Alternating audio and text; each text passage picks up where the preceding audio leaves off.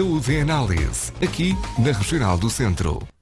Muito bom dia, sejam bem-vindos ao Saúde e Análise. Hoje é sexta-feira e não aos sábados. Houve aqui algum reajuste na nossa programação desde o início desta semana. E que o objetivo, no fundo, é criar um espaço onde os nossos ouvintes saibam que aqui encontram todos os dias palavra, quer se queira, quer não. É importante que haja um hábito, e todos nós somos animais de hábitos, e o saber que a esta hora, entre as 10 e as 11, de segunda a sexta-feira, há um tema para podermos partilhar com quem nos escuta, é fundamental. Outro ponto de ordem que eu gostava, até porque há aqui uma linguagem digital que eu não estava habituado e que agora tenho que começar a estar, é que estas nossas conversas são também partilhadas, quer no Facebook e agora também no canal de YouTube da Rádio Regional do Centro, e pelos vistos é necessário que nós pedimos a quem nos esteja a ver ou a escutar que vá lá, coloque um like e faça a partilha. Por isso fica aqui também este nosso apelo. Por isso, esta é a edição do Saúde Análise do mês de março. Estamos a dar aqui o pontapé de saída, onde o professor Manuel Veríssimo, presidente da Secção Regional do Centro, tem a gentileza de uma vez por mês passar por aqui para prestar contas. Uma palavra assim um bocado feia, porque não tem que prestar contas a ninguém, a não ser o partilharmos com a região aquilo que no fundo vai acontecendo. Professor, obrigado mais uma vez por estar connosco.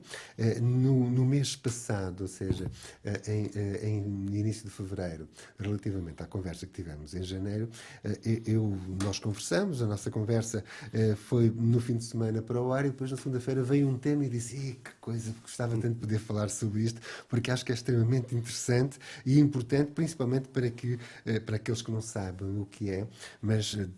E é isso que eu vou pedir, que me fale um pouco do projeto da Aldeia do Médico.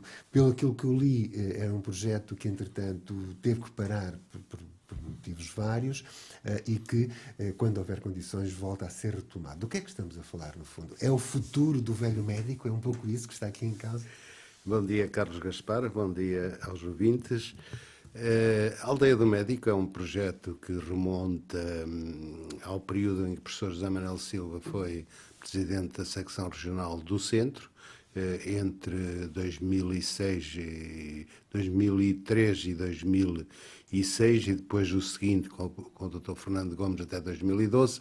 Portanto, é um projeto que tinha como objetivo criar uma zona, uma área chamada Aldeia do Médico, num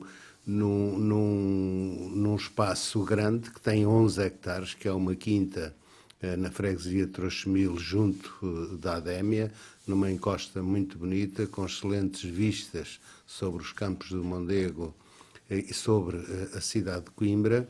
Portanto, a ideia, na altura que foi adquirido esse terreno, seria construir aí uma aldeia do médico, pensando mais nos médicos mais velhos, que aí poderiam comprar o seu apartamento com várias tipologias, com maior ou menor apoio consoante a sua limitação física, funcional, e que teria, portanto, todos os apoios necessários, desde restaurante, desde áreas de lazer, desde cuidados de saúde, médicos, enfermeiros, desde um auditório. Portanto, tinha por objetivo também, na altura, mudar para lá a própria sede da Ordem dos Médicos, também criar uma zona de hotelaria, lá onde alguns médicos que estivessem em Coimbra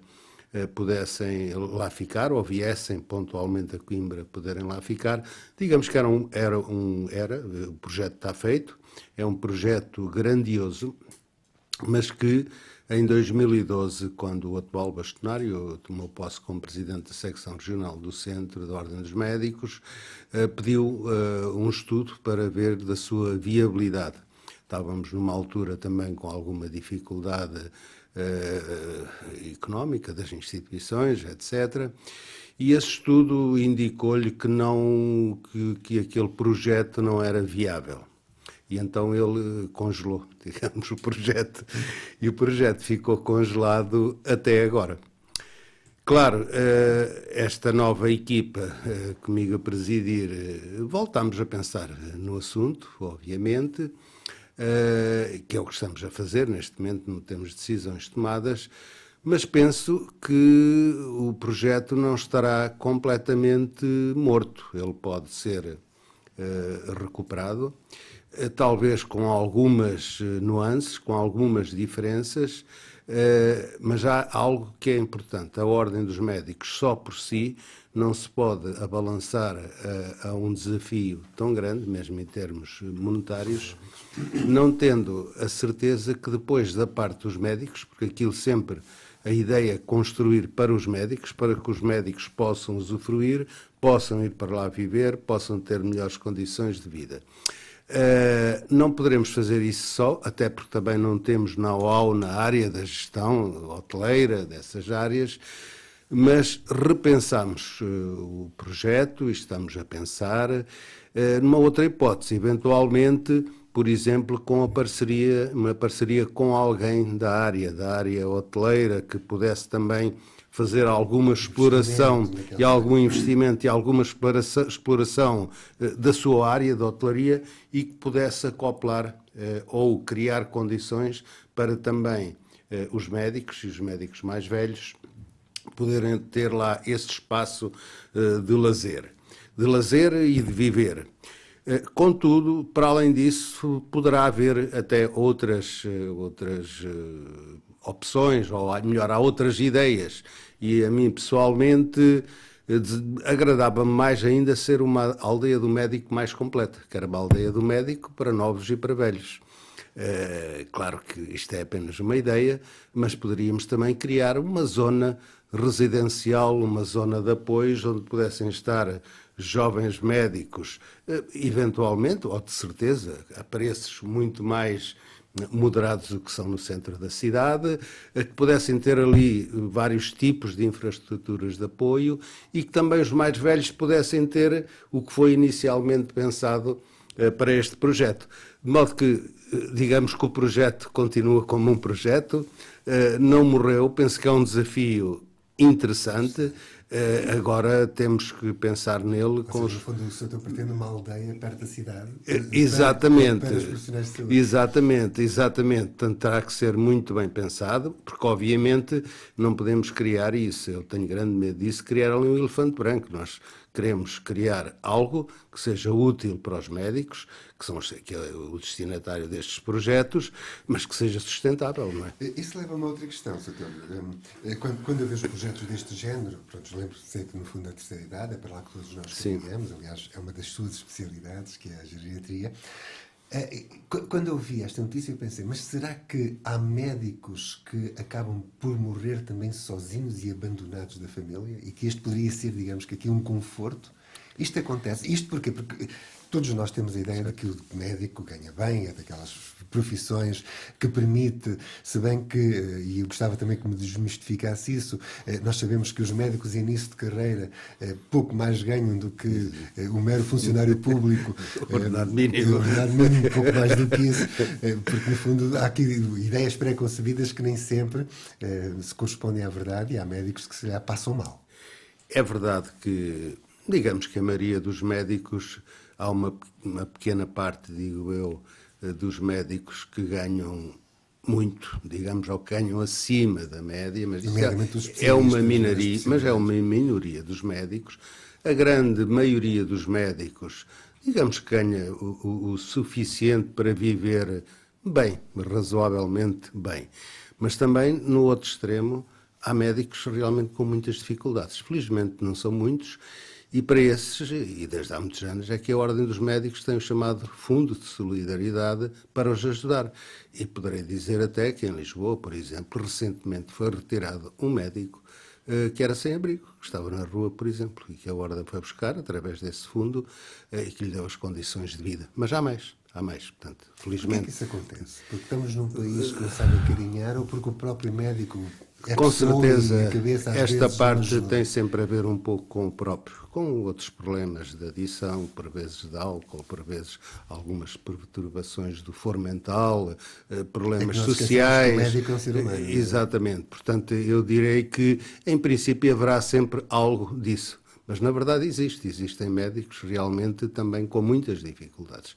E para isso temos esse centro, que eu acho que foi muito bem criado, para os apoiar, não é?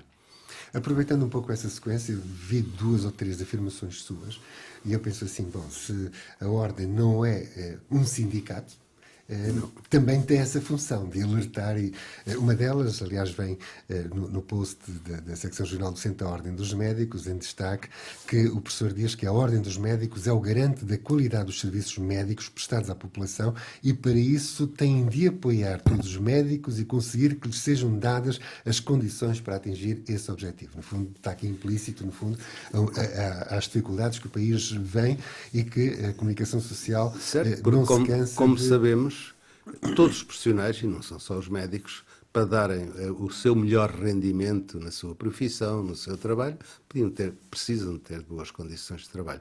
E embora o objetivo número 1 da Ordem dos Médicos seja realmente fazer com que sejam prestados os melhores cuidados à população, para que isso aconteça, os médicos têm que ter condições para isso.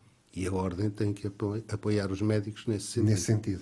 Depois há aqui outra nota, e aqui digamos que é um elemento que a secção regional da Ordem dos Médicos lamentou que não tivesse existido um acordo entre o Ministério da Saúde e os 2 sindicatos médicos e insistiu na necessidade de serem criadas condições, no fundo aquilo que acabamos de falar, em que o professor diz ninguém pode levar a mal aos médicos se preferirem trabalhar num hospital privado. Isto continua a mostrar, digamos, que apesar de tudo, os hospitais privados conseguem oferecer melhores regalias aos seus profissionais. Hoje em dia, o hospital privado já não é apenas para o rico, para aquele que tem dinheiro, já tem, digamos que, outros protocolos, outras valências.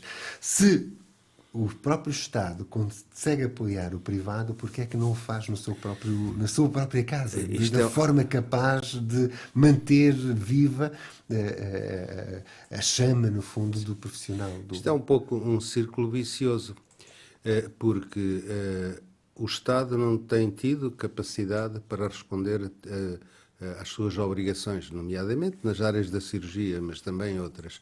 E então, quando os doentes ultrapassam o seu limite de espera para uma determinada cirurgia, que está pré-determinada e está legislada, ele vai para o privado. Mas quanto mais vão para o privado, obviamente mais o privado tenta vir buscar profissionais. E, de um modo geral, vem buscá-los ao SNS, portanto, à parte pública. E até, de um modo geral, vem buscar aqueles que consideram os melhores, não é? Portanto, isto, no fundo, está a desnatar um pouco o próprio SNS. E, no fundo, terá que haver aqui um equilíbrio, isto é, e o equilíbrio passa por o SNS, a parte pública, oferecer as condições suficientes aos seus profissionais para que eles não deixem o SNS para ir para a privada. E precisamente para criar aqui o equilíbrio. Claro que a privada tem com certeza o seu lugar, mas se não invertermos... Sempre teve, exato.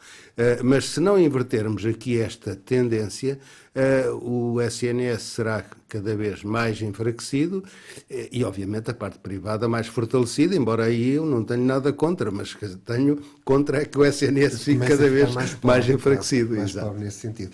E basta-me ver estas notícias que a comunicação social manda cá para fora, por exemplo, urgência do Viseu sem pediatria ao fim de semana à noite.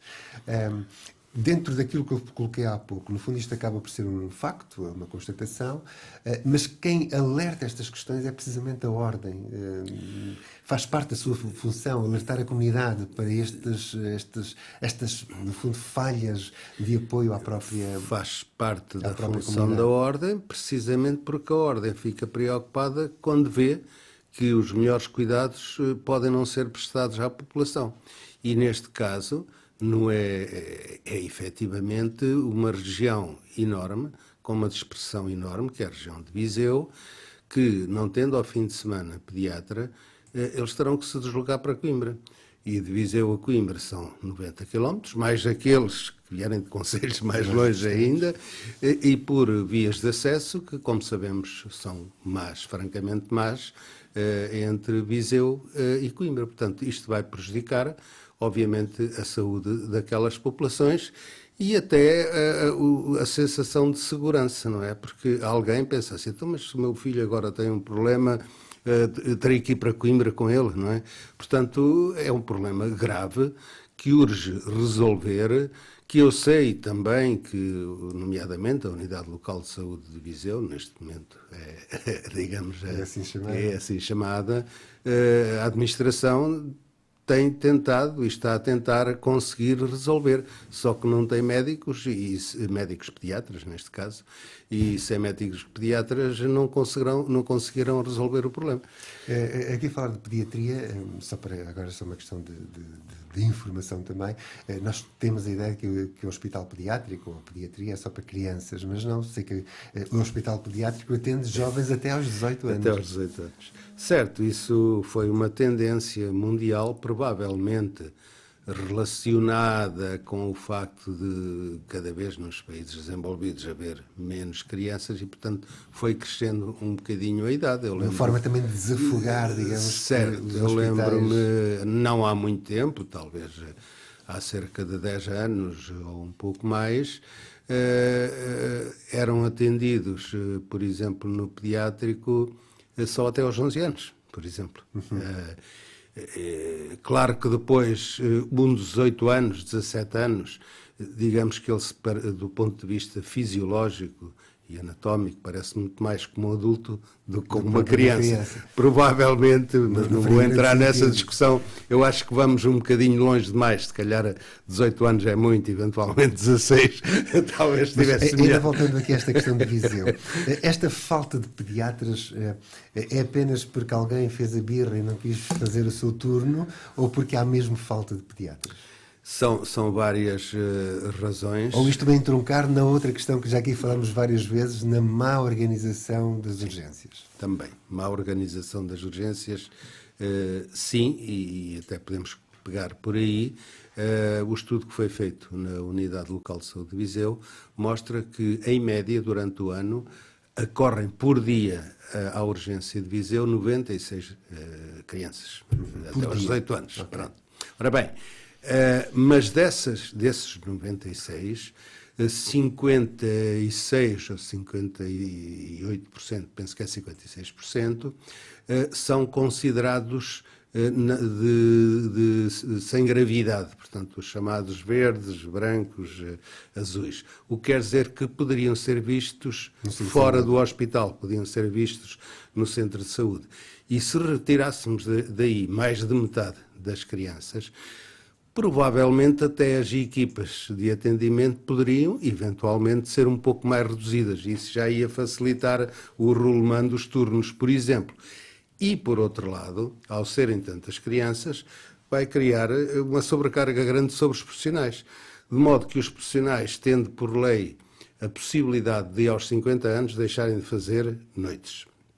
E aos 55 noites e dias, muitos deles optam por não fazer urgências, precisamente porque a lei lhe permite isso e porque as urgências são realmente muito pesadas. Portanto, se as tornássemos mais leves, provavelmente também muitos profissionais continuariam a fazer a urgência. Portanto, há todo aqui um intrincado que é necessário mexer, mas eu não tenho dúvidas, e isto é verdade para a pediatria e para todas as urgências, que nós temos que retirar das urgências, dos serviços de urgências dos hospitais, as situações que não são urgentes e elas passarem a ser vistas na periferia, nos centros de saúde, para que as próprias urgências dos hospitais fiquem mais livres e os profissionais das várias especialidades não sejam tão sobrecarregadas e não haja também esta falta tão marcada que se tem notado nas urgências. No fundo, há aqui que voltar a criar alguma sensibilização para cada um de nós, enquanto cidadãos, para termos, ou seja, nem tudo o todas as maleitas, todas as dores obrigam a ir às urgências. Aqui muitas vezes a questão é o que é urgente e o que é que não é urgente. Há aqui dois aspectos importantes. Um deles que é necessário investir, mas isso demora o seu tempo, que é a literacia em saúde, que é cada um também saber alguma coisinha da saúde e da própria sua saúde. Mas é óbvio que a pessoa, quando tem uma dúvida, quando tem uma queixa, que pode ser simples, mas ele não sabe ser simples. Ele não sabe se uma dor na barriga pode dar para morrer ou se é uma coisa simples que não vale a pena ir a lado nenhum. Quando é connosco é sempre grave. Quando é connosco, Exatamente. Portanto, há que haver... nós temos, para retirar os doentes menos graves da urgência, temos que lhe dar alternativa. Isto é fundamental e essa alternativa deve ser dada nos centros de saúde. Dependendo do local, com certeza Lisboa não é igual à região da Guarda ou outra, mas adequada, mas os doentes têm que ter alternativa. Isto é, eu tenho aqui um problema, não vou ao serviço de urgência, por exemplo, do Hospital da Guarda, mas sei que tenho o centro de saúde a 500 metros, ou 1 quilómetro, ou seja o que for, que me vai atender e orientar. E que, se for necessário, eventualmente, se for uma coisa grave, reencaminha novamente ou envia para o hospital. Mas aí, digamos que há uma triagem, uma pré-triagem. Mas digamos que é importante fazer uma reforma da saúde, e nomeadamente no serviço de urgência. Mas o serviço de urgência, para realmente ficar menos sobrecarregado, é necessário que haja uma resposta na periferia maior. E isso implica profissionais e a reorganização de meios, etc. É curioso que estejamos a falar dessa reorganização, dessa cuidado, 50 anos depois de 25 de Abril, quando teoricamente já devia estar tudo em velocidade cruzeiro. Isso aconteceu também, deixe que me lhe diga, por uma razão. É que são 50 anos, quase são 44 anos, melhor dizendo, de Serviço Nacional de Saúde. Foi uma criação de sucesso que durante muitos anos respondeu muito bem às necessidades da população, mas que a partir de certa altura começou a ter dificuldade em respirar. Em respirar também, mas em responder.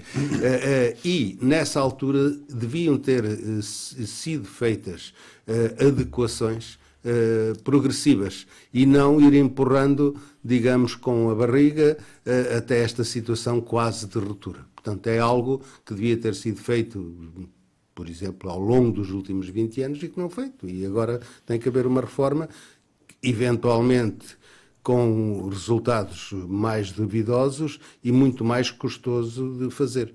Reforma é essa que se calhar passa por estes tais do SLS, ainda é uma criança, um Sim, bebê. as ULS são um bom modelo, na minha opinião, um bom modelo no papel, mas ainda não mas depois o papel é uma coisa e o gabinete é uma coisa e a realidade é outra.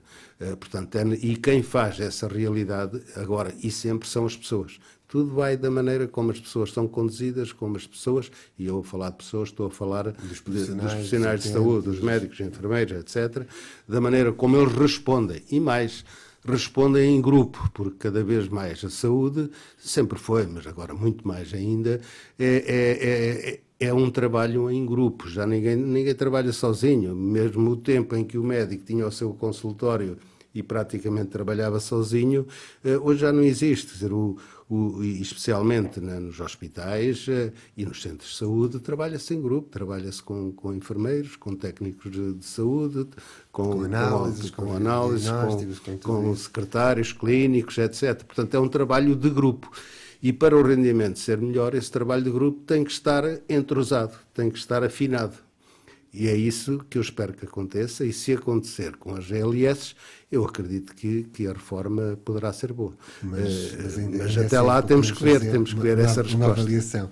Doutor, eu sei que foi testemunha da assinatura do protocolo entre a Ordem dos Médicos e a Sociedade Portuguesa de Medicina Interna, com o objetivo de criar um grupo de trabalho de enquadramento no futuro do sistema de saúde. Porquê é que isto é importante? Isso é importante porque a medicina interna, digamos que é a base, é a especialidade de base dos hospitais. Ou seja, nós quando chegamos ao hospital, quem nos vai atender é o médico de medicina interna à partida. E é importante no hospital, mas depois no hospital, na urgência também, mas em todo o hospital. E hoje, muito mais importante a medicina interna do que era há 30 anos, ou há 40, ou há 50. Isto porquê? Porque a medicina interna é a especialidade que vê o conjunto dos órgãos do corpo humano a funcionar em conjunto. Isto é uma especialidade integradora. E por isso, temos cada vez mais uma população envelhecida que tem doenças de vários órgãos. E então o que é que acontece? O cardiologista, por exemplo, sabe tratar e muito bem e cada vez melhor a área do coração, mas não sabe da área do rim ou da área do pulmão.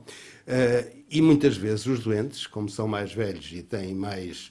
Quanto mais velho se é, maior probabilidade de termos várias doenças ao mesmo tempo, mais necessidade tem do internista para integrar as várias doenças ao mesmo tempo. Porque há medicamentos que fazem bem uma coisa, mas podem prejudicar outra. E, portanto, o internista é o especialista, digamos, por excelência para essa integração. Por isso, cada vez são mais necessários na nossa sociedade e, em especial, nos nossos hospitais. E o que é que se tem verificado? É que nos últimos anos, muitas vagas que são abertas em hospitais centrais, já não é só nos hospitais do interior, dou o exemplo de Santa Maria, ficam sem candidatos. Ninguém quer ir para lá, ninguém quer ir para a medicina interna.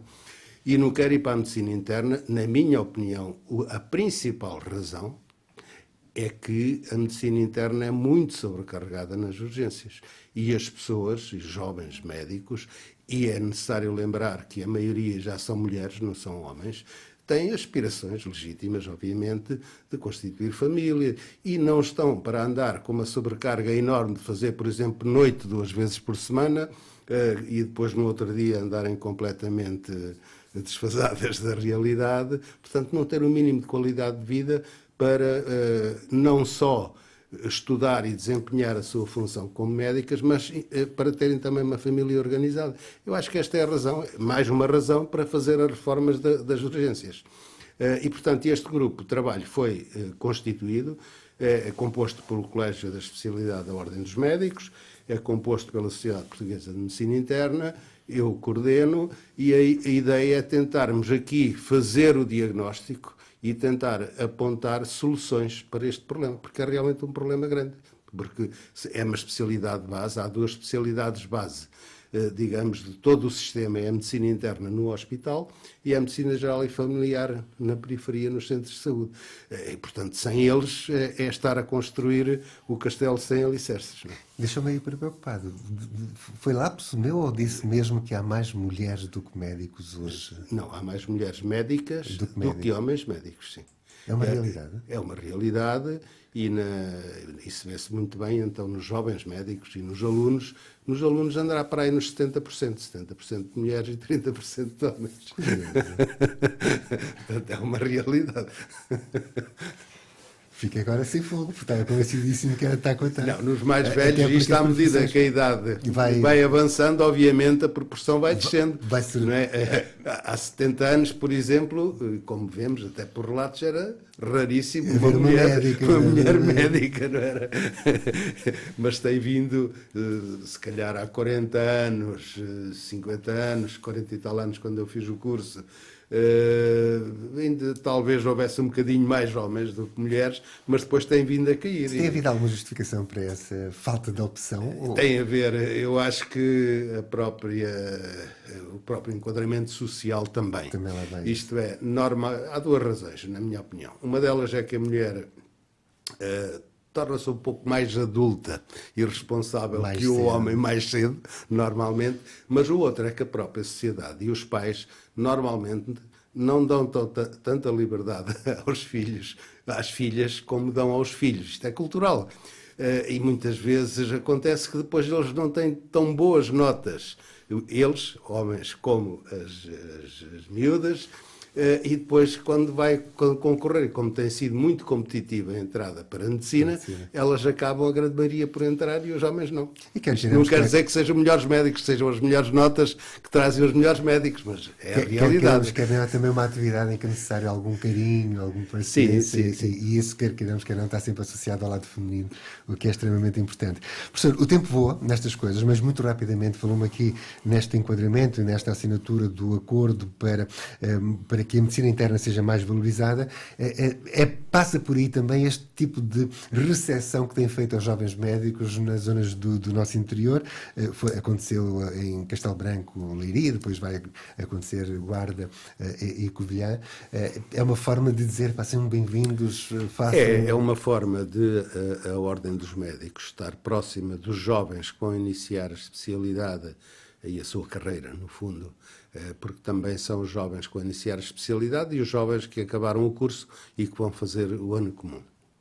Da Ordem estar próximos deles e de os estimular e apoiar e, no fundo, também dizer-lhe que estas regiões do interior têm necessidade de médicos e que se pode fazer carreiras também com vantagens, eventualmente com algumas desvantagens, mas também com vantagens. Tem qualidade de vida lá. A qualidade de vida, sim, penso que sim. Portanto, é necessário esse apoio para os ajudar a fixar. E é por isso também que eu acho que nós, embora sejamos todos iguais, somos todos diferentes. E as condições para o médico que fica em Coimbra não devem ser rigorosamente iguais ao médico que fica em Porto Alegre ou que fica na Covilhã. Provavelmente esses terão que ter um estímulo maior para algo os levar para lá. Pronto, e é isso que eu acho que também o Governo terá que fazer, terá que criar estímulos, terá que atrair, quer dizer, nós quando não temos candidatos para algo e precisamos deles, temos que, de algum modo, os tentar chamar para lá. Curiosamente, nós sabemos que ultimamente tem sido a revolta dos médicos temas de informação, mas eu não estou a ver muito nesta campanha ser falado das questões de saúde e o que fazer relativamente à saúde. Dá-me a impressão que há aqui, apesar de todo, um alinhamento dos nossos candidatos a futuro primeiro-ministro. Talvez porque não é fácil e diagnósticos fáceis e tratamentos fáceis não existem. E muitos, se calhar, dos candidatos estão bem o problema muito pela rama, não é? E por isso até preferem, se calhar, fugir um bocadinho da área, porque a área é um pouco escorregadia. Mas não é talvez, é o grande problema, o grande tema da sociedade portuguesa neste momento. Por isso devia vir mais a talho de foice nesta campanha eleitoral. Só para concluir, muito rapidamente, estamos a ficar um país cada vez mais velho, isto já não é de cá.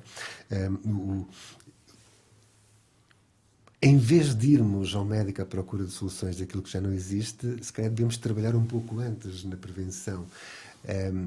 Para aqueles, eu não sei se sou considerado velho ou não, já com 57 anos. Mas velho é uma coisa relativa. Ainda é um número, não é? Como diz o outro. Quer dizer, com certeza que em relação a um jovem com 18 anos olha para si e diz que é velho. O senhor olha para alguém que conheça com 90 anos e diz que velho é ele. Não é? Portanto, costuma-se dizer que velho é aquele que tem mais idade do que eu. A pergunta é se eu ainda vou a tempo de precaver alguns problemas que vêm com a velhice. Vamos sempre a tempo e o meu lema é que em prevenção nunca é tarde para começar. E então, em termos de prevenção do envelhecimento, obviamente deve-se começar cedo, se possível, na barriga da nossa mãe. Isto é, os cuidados que a mãe tem já se vão transmitir ao próprio filho. Há muitos estudos que mostram isso. E por isso devíamos fazer uma alimentação adequada desde crianças, atividade física adequada, estarmos em meios não poluídos, portanto, todas aquelas regras, e deveríamos fazê-lo ao longo de toda a vida, para evitar doenças, por um lado, e, por outro lado, para envelhecermos bem, para chegarmos ao nosso máximo, aos 80, aos 90, e nós neste momento somos, penso que o país mais envelhecido da Europa, éramos o segundo atrás da Itália, mas agora vi uma notícia há 2 ou 3 dias que parece que já somos o primeiro, para chegarmos à tal idade provecta, que é bom, que mostra que somos uma sociedade desenvolvida, mas não totalmente, porque a sociedade desenvolvida é gente com grande longevidade, mas com grande autonomia. E com qualidade de vida. Porque a autonomia é igual à qualidade de vida. Quem estar com 90 e tal anos, ou 100 anos mesmo, mas deitado numa cama, sem se poder mexer, portanto, não é qualidade de vida. Portanto, interessa-nos é que as pessoas cheguem a essa idade com saúde. E para isso é necessária a prevenção do envelhecimento saudável ao longo da vida, que também serve para prevenir as doenças. E esse é outro dos grandes problemas do nosso sistema de saúde. Nós temos um SNS que teve grande sucesso, mas praticamente foi um SNS para tratar doenças, não é E não para para prevenir prevenir. doenças. Então E aquela teoria chinesa de que mais do que curar é prevenir é verdade? aqui muito mais. Prevenir é sempre mais fácil e mais barato. Ou melhor, às vezes pode não ser mais fácil porque as pessoas não fazem, não é? Mas é sempre mais barato prevenir do que tratar, porque ao tratar já estamos a tratar algo que está mal e muitas vezes não recupera. Portanto, o ideal é prevenir. E por isso a nossa sociedade e o nosso SNS também tem que investir muito mais na prevenção. Porque ao investir na prevenção, gasta sempre menos dinheiro do que depois estar a tratá-los no hospital. Os internamentos são caros, as técnicas são caras, etc. Portanto, esse é um dos grandes investimentos que temos que fazer. Aquela na máxima prevenção. de que somos aquilo que comemos, faz sentido? Faz sentido, isso é a velha frase do Hipócrates, e tem todo o sentido cientificamente também, porque o nosso corpo está em constante mudança, as nossas células, os nossos milhões de células estão constantemente a morrer e a refazerem-se, a adaptarem-se, portanto há uma... E esse chamado anabolismo, que é o crescimento, e o catabolismo, que é a destruição das células, isso acontece à base de duas coisas. Do que comemos, os nutrientes, é isso que vai ser, portanto, incluído na nova célula que se está a formar a partir da velha, e do oxigênio que respiramos. Por isso, se comermos bem, em princípio teremos melhor saúde, e se comermos mal, não temos. Então o professor está-me a dizer que amanhã é fim de semana, à Feira do Queijo de Tábua, é melhor eu não ir lá. Não, porque o queijo não é um mau elemento, não é um mau alimento, desde que seja consumido em quantidades equilibradas, e depois não depende só do queijo, depende também das outras coisas que come. O que é que o queijo tem de mau? O queijo é um excelente alimento. O que é que ele tem de mau normalmente? Tem gordura, e a gordura saturada, que é uma gordura que não é protetora da nossa saúde. Mas se depois comer o queijo, que não seja em quantidades astronómicas, mas não for comer mais gordura dessa saturada, que é que vem na carne, que é que vem na pele das aves, que é a manteiga, se não exagerar... Tudo aquilo que sabe bem faz mal. Sim, mas se não for juntar muito mais dessa gordura saturada, pode comer queijo à vontade, é um bom alimento, o queijo é um bom alimento. Não pode excesso, é um pouco até também, fazendo uma analogia, com o próprio vinho. O vinho diaboliza-se, e bem, porque o vinho ainda hoje, infelizmente, é causa de grandes problemas sociais e de saúde, não é? Mas o vinho, e também está provado, se for bebido frugalmente, um copo de vinho à refeição só faz bem, não faz mal. Pelo contrário. Já que falamos de fim de semana, e dentro desta nossa parte final da conversa sobre a prevenção, aconselha-nos alguma coisa especial para o fim de semana? Normalmente o exercício físico sabe sempre bem. Sim, o exercício físico fim de faz bem, o relaxar também, porque o stress, e vivemos uma vida muito estressada pelas próprias exigências profissionais, sociais, etc. Portanto, é um bom tempo de relaxo, é um bom tempo de fazer exercício físico e, eventualmente, de comer melhor, porque não é? Porque também há coisas que nos sabem bem e são saudáveis. Não, o que nos sabe bem não é tudo mau, não é? Portanto, temos é que saber escolher e, especialmente, equilibrar. Por isso, eu, durante muitos anos, dediquei-me e gosto da área científica da nutrição, e chego a uma conclusão. E há dietas para tudo. Há dietas para o colesterol, dietas para a diabetes, dietas para emagrecer, etc. E, no fundo, se me perguntarem hoje assim, qual é a dieta mais saudável, para mim a dieta saudável é comer de tudo sem excessos. Gostei. equilibrada. Gostei. Professor, muito obrigado mais uma vez. Daqui a um mês cá estaremos para falar daquilo que aconteceu durante o mês de março. Só dizer que esta nossa conversa está disponível nos nossos canais do Facebook e também do YouTube. Se eventualmente, porque esta é uma hora um bocado complicada, porque as pessoas têm que trabalhar, começaram a ouvir a conversa, gostaram, mas depois têm que ir embora, não se preocupem, basta irem aos nossos canais do Facebook e YouTube e quando tiverem tempo possam ouvi-la de novo. E já agora, já que vão lá, quer no YouTube, quer no Facebook, colocam um gostozinho e partilhem com os vossos amigos. É este o convite. Professor, desejo-lhe um bom fim de semana e mais uma vez obrigado por ter estado aqui connosco nesta Saúde em Análise. Obrigado. Saúde em Análise, aqui na Regional do Centro.